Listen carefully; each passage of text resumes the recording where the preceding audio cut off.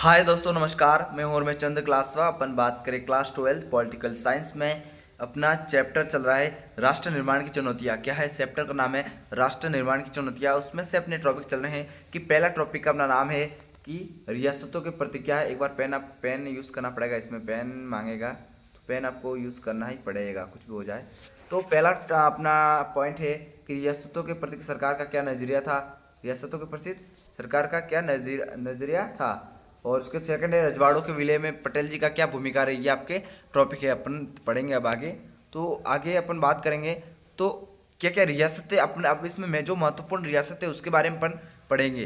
तो पहले आती है हैदराबाद रियासत। क्या आती है? हैदराबाद रियासत आती है। और हैदराबाद के तो आपने सुना ही होगा, निज़ाम ये वगैरह इनमें से तो काफ़ी थी, तो इसके बारे में अपन आगे पढ़ते हैं।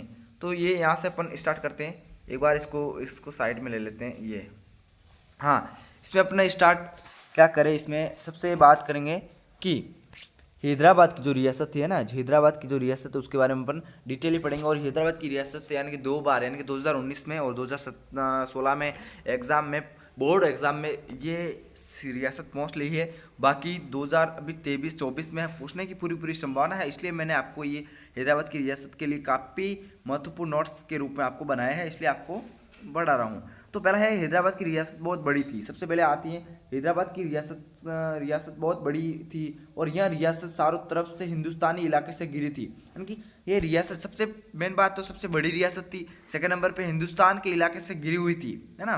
हिंदुस्तान से इलाके से घिरी हुई रियासत कौन सी है? तो यानी कि क्वेश्चन ऐसा हो गया, भारत में सबसे बड़ी रियासत कौन सी थी? तो हैदराबाद थी। और भारत में सबसे बड़ी रियासत और सेकंड नंबर पे हिंदुस्तान के सारे तरफ इलाकों से घिरी हुई रियासत कौन सी थी? तो अपनी कौन सी आएगी? हैदराबाद रियासत आएगी। ओके। और हैदराबाद रियासत में उस जो वहाँ का शासन कर रहा था उसका नाम क्या? निज़ाम। क्या नाम था? निज़ाम था। अब बात करते हैं पुराने हैदराबाद। अब बात करते हैं कि पुराने हैदराबाद के कुछ हिस्से आज भी महाराष्ट्र तथा कर्नाटक में और बाकी हिस्से आंध्र प्रदेश में है। यानी कि जो पुराना जो हैदराबाद है उसके काफ़ी बाकी जो बहुत सारे हिस्से रहे वो आज महाराष्ट्र और कर्नाटक और आंध्र प्रदेश में है ना। तो तीन राज्यों में हैदराबाद की जो रियासत के अभी हिस्से हैं। जो हैदराबाद जो रियासत थी उसमें जो हिस्से बांट दिए, अभी राज्य में बांट लिए, पहले रियासत थी तो उसके काफ़ी जो जैसे राज्य में बांटे तो उसके जो राज्य में बांटा था हैदराबाद, तो फिर उसके जो छोटे बड़े हिस्से हुए थे वो मध्य प्रदेश में भी चले गए काफ़ी। एक तो कर्नाटक में चला गया और आंध्र प्रदेश में भी चला गया। उसके बाद बात करते हैं सेकेंड, अपन बात करें कि हैदराबाद शासक, जो हैदराबाद का शासक का नाम तो निज़ाम के नाम से जाना जाता है। यानी कि हैदराबाद के शासक को निज़ाम कहा जाता था। और दुनिया के सबसे दौलतमंद लोगों में से शुमार किया जाता था। यानी कि मैंने आपको कल ही एक वीडियो में बताया था कि हैदराबाद की शासक निज़ाम है जो दुनिया में, यानी कि दुनिया की बात हो रही है, यानी कि दुनिया में उनके बहुत दौलतमंद में उनको नाम गिना जाता था, उनका नाम गिना जाता था। और निज़ाम चाहता था कि हैदराबाद रियासत आज़ाद रियासत का दर्जा मिले। और इसमें क्वेश्चन क्या कह रहा है कि टॉपिक कह रहा है कि हैदराबाद का जो रियासत था, यानी कि निज़ाम, जो हैदराबाद का जो शासक था वो अपने आप को क्या चाहता, उस क्या उनकी क्या मांग थी भारत से कि वो चाह रहा था कि वो चाहता था कि निज़ाम कहता था, निज़ाम कह रहा है कि हैदराबाद की रियासत को आज़ाद की मांग की थी, यानी कि अपने आप में एक राज्य और देश बनाने की एक मांग की थी। तो ये एक बहुत बड़ी एक बड़ी कठिनाई खड़ी हो गई कि भारत देश में एक निज़ाम, यानी कि निज़ाम ने हैदराबाद को एक अलग देश बनाने की मांग की, यानी कि आज़ाद बनाने की मांग की। और उसके बाद बात करें इस दौरान हैदराबाद की रियासत के लोगों के बीच में निज़ाम के शासक खिलाफ एक आंदोलन ने जोर पकड़ा। यानी कि जो निज़ाम चाहता था कि एक हैदराबाद जो रियासत है वो आज़ाद रहे, और जो वहाँ की जनता ने, आम जनता ने, उन्होंने उनके खिलाफ एक आंदोलन शुरुआत कर दिया। उससे काफ़ी अपने को मिलाने के लिए काफ़ी अच्छा प्रदर्शन दिखा। तो इसके साथ ही तेलंगा के इलाके में किसान निज़ाम की दमहानी छान को खामतौर पर दुखी थे। यानी कि किसान जो तेलंगा के आसपास के जो इलाके थे वहाँ पर निज़ाम के खिलाफ किसान बहुत दुखी थे और उनके खिलाफ बहुत गलत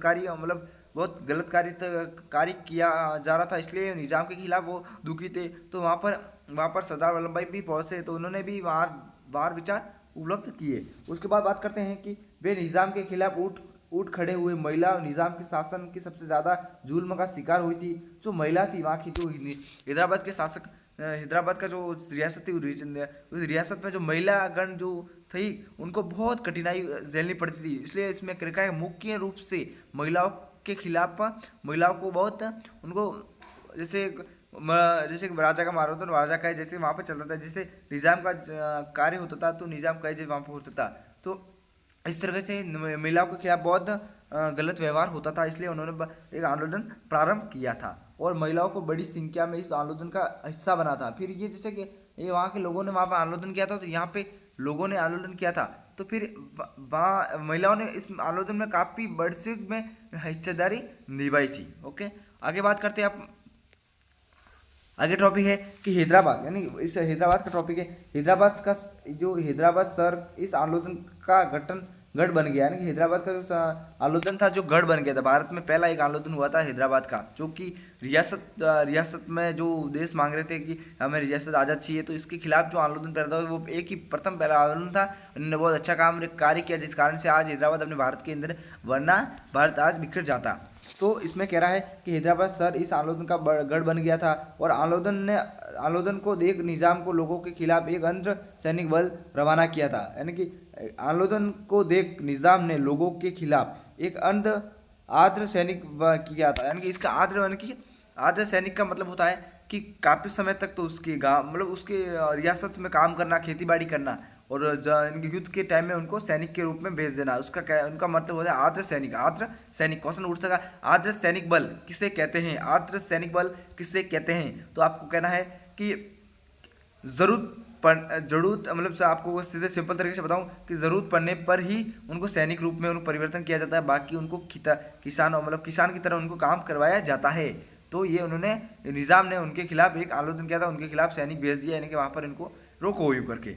फिर उसके बाद है इससे रजाकार कहते हैं, यानी कि इनको अर्धसैनिक बल रवाना किया था, उनको क्या कहते हैं, इसे रजाकार कहते हैं। रजाकार कहते हैं वो मैंने आपको बताया उनको कहते हैं, और रजाकार अल्य दर्श के संप्रदाय और अत्याचारी लोग थे, यानी कि बहुत हत्यारे के वो किसान के रूप में भी थे, और बाकी गुंडे उनको कहे कि उनको सिंपली तरीके से कहे तो संप्रदाय और अत्याचारी, यानी कि अभी आधुनिक काल में तो यहाँ पर अपने जैसे किसी भी मार्केट में वगैरह कोई बॉम्ब लगा देता है, जैसे उस टाइप के वहाँ पे लोग थे जिन्हें अपन रजाकार कहते हैं। और रजाकारों में अधिकतर लोग कौन शामिल थे, मुसलमान की संख्या में वही लोग शामिल थे। तो रजाकारों में गैर मुसलमानों को खास तौर अपना एक निशाना बनाया गया था, मुसलमानों को एक निशाना बनाया गया था। रजाकारों को लूटपाट मचाई की हत्या की इनका काम था। क्या काम था, रजाकारों का काम क्या था, तो इनका लूटमाई हत्या करना ये इनका काम था। और 1948 सितंबर में भारतीय सेना निजाम के सैनिकों के साथ कुछ रूस रुक कर लड़ाई थी, यानी कि जो भारत की जो सेना है 1948 में बात हो रही है, 19 कब होती है, यानी कि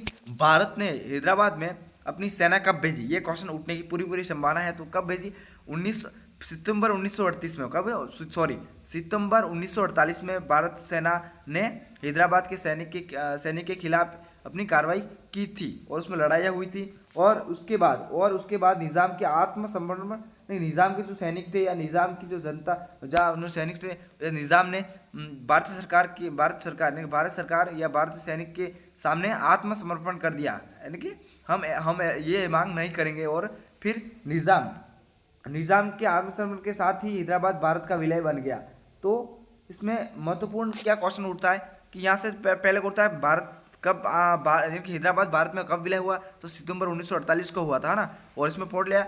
अब क्वेश्चन 6 नंबर में बोल लिया हैदराबाद भारत में विलय हुआ, ये वर्णन कीजिए। तो ये सारे पॉइंट आपको लिखने हैं। अब आगे बात करते हैं मणिपुर क्या आता है, मणिपुर की बात करें अपन। मणिपुर का भी ये भी एक रियासत थी, जो भी इसको भी आज़ाद कराने के लिए मतलब इनको भी भारत में शामिल करने के लिए काफ़ी कठिनाई झेलनी पड़ी, तो इसके बारे में भी पढ़ेंगे। तो मणिपुर क्या है, आज़ादी मणिपुर की बात करें तो आज़ादी क्या है कि जो आज़ादी के कुछ दिन पहले मणिपुर के महाराजा बोधचंद्र ने भारत सरकार के साथ भारतीय संघ में अपनी रियासत के विलय के एक सहमति पत्र हस्ताक्षर कर दिया, यानी कि जो मणिपुर का जो राजा था उसने भारत यानी कि आज़ादी से पहले, यानी कि भारत जब आज़ादी नहीं हुआ था उससे पहले ही भारत के साथ उन्होंने मिलने का यानी कि भारत के साथ शामिल होने का एक हस्ताक्षर साइन कर दिए। और उस राजा का नाम क्या था, मणिपुर के राजा का नाम था बोधचंद्र। क्या है, बोधचंद्र नाम था। और क्वेश्चन ये होता है भारत में सबसे पहले रियासत शामिल होने वाली रियासत कौन सी है, तो मणिपुर आएगी और मणिपुर ही आएगी। ओके, और उसके बाद बात करते हैं कि इसके बदलते ही उन्होंने यह आशय कर दिया कि मणिपुर के आंतरिक स्वास्थ्य बराबर रहेगी, यानी कि जो वहाँ मणिपुर में जो कुछ भी कार्य होगा तो वहाँ पर राजा बोधचंद्र का ही निरंतर रहेगा, बाकी भारत में वो शामिल हो गया है। ये उनका कहना था। उसके बाद बात करेंगे सेकंड होता है जनमत के दबदबा के महाराजा ने 1948 में जून में चुनाव करवाया, यानी कि जो कि उनका था, ब्रिटिश सरकार ने बोला था अपने हिसाब से, तो उन्होंने चुनाव करवाया था। अगर वो चुनाव में जीत जाते हैं तो उनके हिसाब से वहाँ पर होगा। तो उन्होंने जनमत के दबदबा में महाराजा, जनमत के यानी जनता के दबदबा में उन्होंने चुनाव करवाया। कब करवाया? तो महाराजा ने 1948 में जून में चुनाव करवाया। इस चुनाव में फलस्वरूप मणिपुर की रियासत में संवैधानिक राजतंत्र कायम हुआ, यानी कि वहाँ लोग भी चाहते थे कि महाराजा भोजचंद्र ही राजा बना रहे और भारत में शामिल होना चाहिए, ये जो थी। इसके कारण से वहाँ पर चुनाव कौन जीत गया? महाराजा भोजचंद्र जीत गया, यानी कि संवैधानिक राजतंत्र कायम हुआ था वहाँ पर। उसके बाद सेकंड बात करते हैं कि मणिपुर भारत का पहला भाग है जहाँ पर सर्वभौम मताधिकार के सिद्धांत को अपनाया चुनाव करवाए थे, यानी कि वहाँ पर मताधिकार की महत्वपूर्ण उनकी समझदारी के लिए हिसाब से उनको पहला माना जाता है। उसके बाद करते हैं सेकंड कि मणिपुर की विधानसभा में भारत में विलय के सवाल पर गहरे मतभेद हुए थे। मणिपुर विधानसभा में भारत में विलय के सवाल पर गहरे मतभेद हुए थे। उसका कारण ये था कि मणिपुर की कांग्रेस चाहती थी कि इस रियासत को भारत में मिला दिया जाए, जबकि दूसरी राजनीतिक पार्टी इसके खिलाफ थी। तो मतलब मणिपुर की जो कांग्रेस थी वो चाहती थी कि भारत में ये शामिल होना चाहिए, और बाकी जो दूसरी राजनीतिक पार्टी थी वो चाहती थी कि उसके खिलाफ थी, नहीं होनी चाहिए। इनका ये कार्य था। इससे क्वेश्चन ये उठता है, सबसे पहले इस टॉपिक में क्वेश्चन ये उठेगा कि आज़ादी से पहले ऐसी कौन सी रियासत थी जो कि भारत में शामिल हो गई? वो थी मणिपुर। और मणिपुर के राजा का नाम क्या था? बोधचंद्र सिंह नाम था। और उसके बाद है कि जनमत के हिसाब से, जनमत है जनता के द्वारा, जनता के दबदबा में महाराजा बोधचंद्र ने चुनाव कब करवाए? तो 1948 में करवाए थे। और बस इसमें और जो है कि ना, जो इसमें से बस ये, इसके अलावा ज़्यादा कुछ खास नहीं है इसमें, ज़्यादा कोई बोलने की संभावना नहीं है। उसके बाद है सेकंड आता है कि मणिपुर की निर्वाचित विधानसभा पर परामर्श किए कि बगैर भारत सरकार के महाराजा पर दबदबा डाले कि वे भारतीय संघ में शामिल होने की समझौते पर हस्ताक्षर देने के, उनका कहना ये था। जो कि खिलाफ में पार्टियां थी, उनका कहना ये था कि मणिपुर की निर्वाचित विधानसभा से परामर्श किए बगैर भारत सरकार ने महाराजा पर दबदबा डालकर वे भारतीय संघ में शामिल करने के लिए मजबूत कर लिए, समझौता करवा दिया। ये उनकी ये बात कहने थे, और ऐसा सत्य है, उनको भी माना जाता है, ऐसा होना भी ज़रूरी है। और ऐसा अगर ये नहीं होता तो भारत देश में टुकड़े होते, तो इन्हें करना पड़ता है, यानी कि सीधे हाथ से गिल नहीं निकालता, टेढ़ी हाथ से गिल निकालनी पड़ती है। उसके बाद भारत सरकार को इस सफलता मिली, यानी कि भारत में वो मणिपुर जैसे शामिल हो गई। और मणिपुर में इस कदम को लेकर लोगों में क्रोध और नाराजगी के स्वभाव भी पैदा हो गए, और इसका असर आज तक देखा गया है। इसका असर आज भी देखा, यानी कि वहाँ की जनता को गुस्सा आ गया कि हमारे राजा को जबरदस्ती किसी कारण से या किसी दबदबा से इनको भारत में शामिल किया गया था। बाकी वहाँ की जनता राजा को ही चाहती थी, और वहाँ पर अच्छा शासन चल रहा था राजा का। उसके बाद सेकंड अपन बात करते हैं, तो सेकंड बात करते हैं अपना कि राज्य, ये टॉपिक आएगा जोरदार, राज्यों का पुनर्गठन। क्या है? राज्यों का पुनर्गठन। ये भी क्वेश्चन उठने की संभावना है, और इसमें भी अच्छा है टॉपिक है ये, तो उसको अपने को पढ़ना है। हाँ अपने सबसे पहले बात करेंगे देशी रियासतों के विलय के साथ ही राष्ट्र निर्माण की प्रक्रिया का अंत हुआ, यानी कि देशी रियासत, यानी कि ये जो देशी रियासतें थी, रियासतों के विलय के साथ ही राष्ट्र निर्माण की प्रक्रिया का अंत हुआ। और भारतीय प्रांत, यानी कि भारतीय प्रांतों के आंतरिक सीमाओं को तय करने की चुनौती भी अभी सामने आई थी। भारतीय प्रांतों की आंतरिक सीमाओं को तय करने, यानी कि अब देशी रियासत भी शामिल होगी, इसमें कंप्लीट बात हो गई। तो फिर अब राज्य का गठन करना है, तो उनको क्या क्या सीमा निर्धारित करनी है, और किस हिसाब से करनी है, क्या किस भाषा के आधार पर करनी है, ये संभाग किस आधार पर करना है, तो इनके सामने एक बहुत बड़ी चुनौती पैदा हो गई, ये उनका कहना था।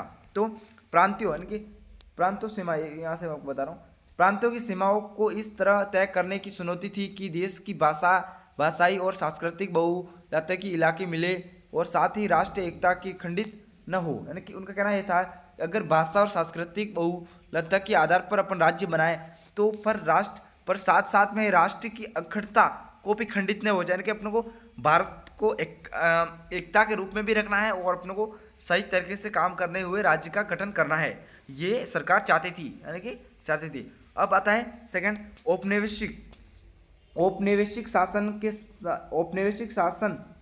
के प्रत्येक प्रांतों की सीमा प्रशासनिक सुविधा के लिहाज से तय कर की, और ब्रिटिश सरकार ने जितने क्षेत्र को जीत लिया उतना क्षेत्र एक अलग प्रांत माना गया था। यानी कि उनका कहना यह था कि जो भारत देश में ब्रिटिश शासन ने जो प्रांत जितना भी क्षेत्र है उसको जीत लिया, उसको एक राज्य के रूप में उसको बनाया जाए, उनका ये कहना था। पर ऐसा नहीं हुआ, वो ऐसा को हुआ नहीं, ऐसा बट उनकी बात एक, उनका ये विचार ये था और मेरा भी ये विचार हो तो ऐसा ही होना चाहिए और आपका भी होना चाहिए, पर आपको अपने किताब बुक के हिसाब से चलना चाहिए। ओके। और उसके बाद प्रांतों की सीमा इस बात से तय की प्रांतों की सीमा इस बात से तय होती कि किसी भी रजवाड़े के अंतर्गत कितना भी इलाका शामिल है। यानी कि अब बात ये होती है, अगर उनके हिसाब से ये करते तो वहाँ पर उनका कहना है प्रांतों की सीमा इस बात से भी तय होती थी कि किसी भी रजवाड़े के अंतर्गत कितना भी इलाका शामिल है। हमारी राष्ट्र सरकार ने ऐसे सीमांकन बनावटी मानकर खारिज कर दिया, यानी कि इनको ये बात जो थी इनको खारिज कर लिया। अगर ये रजवाड़ों को राज्य के रूप में परिवर्तन करेंगे, जो जहाँ पर रजवाड़ों का नहीं शासन होता वहाँ पर उनका क्या होगा, यूँ करके इन जो ये बनावटी मानकर उनको खारिज कर दिया। उसके बाद है उसने भाषा के आधार पर राज्यों का पुनर्गठन का वादा किया। यानी कि सरकार ने क्या किया, हमारी राष्ट्र सरकार ने क्या किया, उन्होंने कहा कि हम भाषा के आधार पर राज्यों का पुनर्गठन किया जाएगा, भाषा के आधार पर राज्यों का गठन किया जाएगा। और सन 1900, अब यहाँ से आएगा सन 1920 में कांग्रेस का नागपुर अधिवेशन हुआ था। अब क्वेश्चन ये उठेगा कि कांग्रेस का नागपुर में अधिवेशन कब हुआ, तो 1920 में हुआ। और क्वेश्चन ये होगा कांग्रेस ने 1920 में कहाँ पर अधिवेशन हुआ था, तो नागपुर में हुआ था। तो क्वेश्चन ये था, क्वेश्चन यहाँ हो रहा है कि सन 1920 में कांग्रेस का नागपुर में अधिवेशन हुआ। कांग्रेस ने मान लिया कि राज्यों का गठन भाषा के आधार पर होगा। क्या होगा, कांग्रेस ने क्या मान लिया, भाषा के आधार पर ही होगा, और ये सत्य उसको माना लिया था, तो भाषा के आधार पर होगा। और उसके बाद ये आगे बात करते हैं कि आज़ादी के बंटवारे, यानी कि आज़ादी के बंटवारे के बाद स्थिति बदली, है ना। आज़ादी के बंटवारे के बाद स्थिति बदल गई और हमारे नेताओं को चिंता हुई कि अगर भाषा के आधार पर प्रांत बनाए गए तो इससे अर्थव्यवस्था फैल सकती है, यानी अर्थव्यवस्था फैल सकती है, और तथा देश के टुकड़े होने का खतरा पैदा हो गया। ना, देश के टुकड़े होने का खतरा भी पैदा हो गया, ये भी हो सकता है। अगर ये भी कहना सही बात है ना, अगर भाषा के आधार पर देश में राज्यों का गठन होता है तो अर्थव्यवस्था फैलेगी और देश के टुकड़े होने की संभावना। अगर हर इलाके में अलग अलग भाषा बोली, जैसे मेवाड़ में अलग बोली जाती है, मारवाड़ में अलग बोली जाती है और वागड़ में अलग बोली जाती है, तो क्या छोटे छोटे राज्य बन जाएंगे, और ये असंभव नहीं है, जिसके कारण से ये इनको खतरा पैदा हो गया। और ये वादा कांग्रेस ने कर लिया था। किस अधिवेशन में किया था, 1920 में नागपुर में अधिवेशन हुआ। उस अधिवेशन में कांग्रेस ने वादा किया था कि भाषा के आधार पर राज्य का गठन होगा। तो फिर वादा भी उनको पूरा करना है, ये भी उनको क्लियर करना है, तो उनको ऐसा करना ज़रूरी भी था। ओके। और अब बात करते हैं हमारे नेताओं को यह भी लग रहा था कि भाषावार राज्यों को गठन से दूसरी सामाजिक आर्थिक चुनौती को भी ध्यान भटक सकता है, और जबकि देश इस चुनौती से समेट में है। यानी कि उनका कहना था अगर भाषा राज्य गठन दूसरी सामाजिक आर्थिक चुनौती से ध्यान भटक जाए तो सकता है, जबकि देश इस चुनौती से सपट में आएगा। देश का टुकड़े होने की यहाँ पर बात हो रही है, यानी किस तरीके से देश का टुकड़ा हो जाए। यानी अगर अपन ये ऐसे गलत कदम उठा ले तो कहीं भारत देश का टुकड़ा फिर से न हो जाए, अगर वापस किस देश का गुलाम हो जाए, ये उनका कहना ये था। और केंद्रीय नेतृत्व, अब क्या था, केंद्रीय नेतृत्व ने इस मसले पर स्थगित करने का फैसला किया कि भाषा के आधार पर नहीं हुआ। केंद्रीय जो नेतृत्व होता है, केंद्रीय लेवल की जो बैठक होती है, उसमें साबित कर लिया कि जो भाषा के आधार पर नहीं राज्य होना चाहिए, ये उन्होंने एकत्रित कर दिया। और अब होता है कि रजवाड़ों का मसला, यानी रजवाड़ों का मसला अभी भी हल नहीं हुआ था, यानी कि रजवाड़ों का मसला अभी भी हल नहीं था। रजवाड़ों का मसला अभी तक हल नहीं हुआ था। बंटवारे की यादें अभी ताज़ा थी। बंटवारे की यादें अभी ताज़ा थी, और साथ में ही केंद्रीय नेतृत्व के इस फैसले को स्थगित नेताओं को और लोगों को चुनौती दी कि ये फैसला विरोधी है और पुराने महान प्रांत तेलुगु भाषाई क्षेत्रों का विरोध कर रहे थे कि हम तेलुगु भाषा के आधार पर ही होना चाहिए हमारा देश। ओ तो पुराने मद्रास प्रांत में आज के तमिलनाडु और आंध्र प्रदेश शामिल थे। जो पुराना जो मद्रास था उसमें से आज कौन कौन से देश शामिल थे, उस कौन कौन से राज्य शामिल थे, तो तमिलनाडु और आंध्र प्रदेश इसमें शामिल थे। और इसके कुछ हिस्से मौजूद केरला कर्नाटक में भी थे। विशाल आंध्र प्रदेश के नाम से जाना जाता है, यानी कि इसके कुछ हिस्से मौजूदा केरल तथा एवं कर्नाटक भी थे। विशाल आंध्र प्रदेश एक राज्य था, वहाँ पर उनकी रियासत थी, तो आज उनके नाम से क्या जानते थे, आंध्र प्रदेश के नाम से जाना जाता था, राज्य बनाया, यानी कि विशाल आंध्र प्रदेश। तो आंध्र प्रदेश के नाम से राज्य बनाने के लिए चला गया था, आंदोलन चला था। और ये मांग मद्रास उपरांत तेलुगु भाषा इलाकों में अलग अलग राज्यों में अलग अलग आंध्र प्रदेश बनाने की मांग कर दी गई थी। पर अब क्या करें, यहाँ या ना बनाए, तो तेलुगु भाषा होती है, तो अब तेलुगु भाषा के आधार पर एक राज्य बनाने की मांग की थी। किन्होंने की थी? तेलुगु भाषा के आधार पर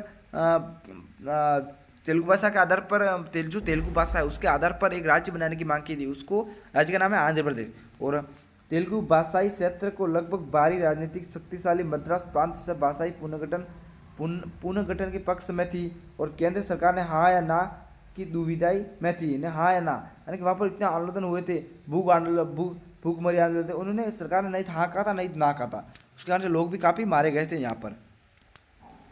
तो केंद्र सरकार ने हाँ या ना की सुविधा नहीं थी। कांग्रेस के नेताओं दखित गांधीवादी पोटी श्री मुल्लू और अधिकालीन भूख हड़ताल पर बैठे होते थे, यानी कि श्री पोटी जो कांग्रेस के नेता थे, एक दिग्गत गांधीवादी जो भूख हड़ताल पर बैठ गए थे, हमारे की तेलुगु भाषा पर ही मैं एक राज्य की, तो भूख हड़ताल पर बैठ गए। 56 दिनों तक भूख हड़ताल के बाद उनकी मृत्यु हो गई।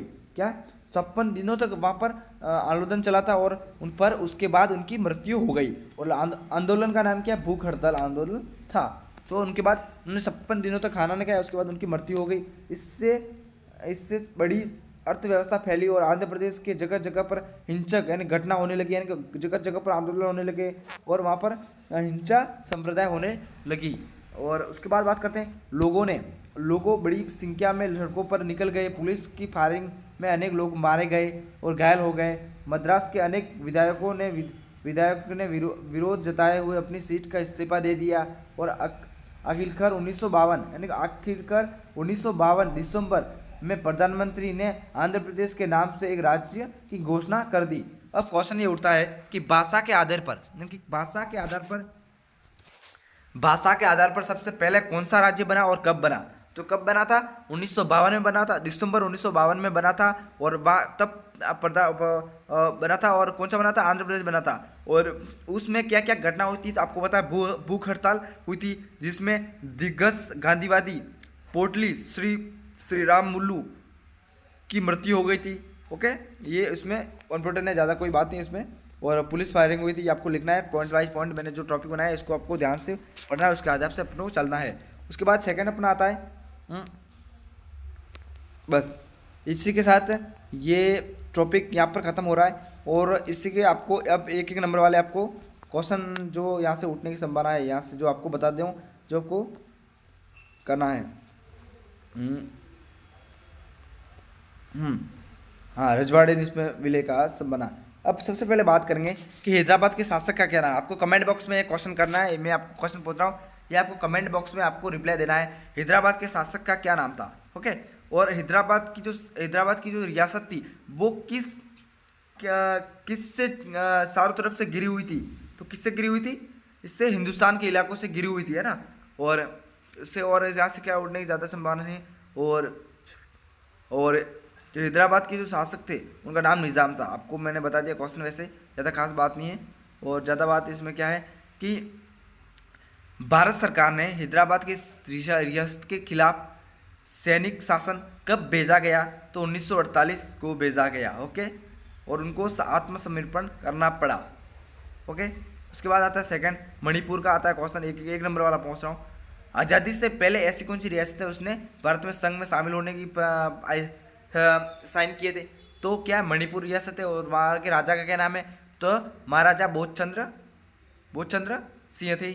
और उसके बाद है कि उन्होंने जनता के दबदबाए पर एक चुनाव करवाया था। कब करवाया था? 1948 जून में करवाया था। उसमें फलस्वरूप मणिपुर के रियासत में संवैधानिक राजतंत्र कायम रहा था वहाँ पर। ओके, और उसके बाद ज़्यादा इसमें ज़्यादा कोई बात नहीं है। इसमें ज़्यादा कोई बात नहीं है। और राज्य का पुनर्गठन ये आपको बता दिया होगा, ये ठीक ठाक है। इसमें तो 6 नंबर का क्वेश्चन उठने की संभावना है। और यहाँ से एक छोटा सा क्वेश्चन उठता है कि कांग्रेस का अधिवेशन नागपुर में कब हुआ था?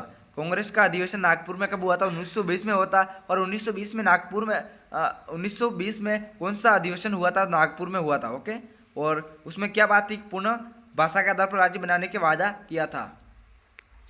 इसमें से ज़्यादा बात नहीं है। और इसमें ज़्यादा है कि भाषा के आधार पर पहला राज्य बना था आंध्र प्रदेश। और कब बना था? तो ये बना था दिसंबर 1952 में बना था। और देश का राज्य का नाम क्या था? आंध्र प्रदेश। और यहाँ पर 56 दिनों तक भूख हड़ताल हुई थी, जिसमें कौन मारा गया? कांग्रेस के नेता, एक दिगंबर गांधीवादी पोल्टी श्री रामुलु की मृत्यु हो गई। उसके बाद नया एक राज्य बन गया था। इसी के साथ वीडियो समाप्त करते हैं। और आप हमारे वीडियो के साथ बने रहे, इसके लिए थैंक यू। और अगर वीडियो पसंद आए और लाइक करें, शेयर करें, सब्सक्राइब करें, ताकि हमें मोटिवेशन मिले। और थैंक यू, बहुत धन्यवाद आपका। और ऐसे ही बने रहे और एग्जाम की तैयारी करते रहे आप।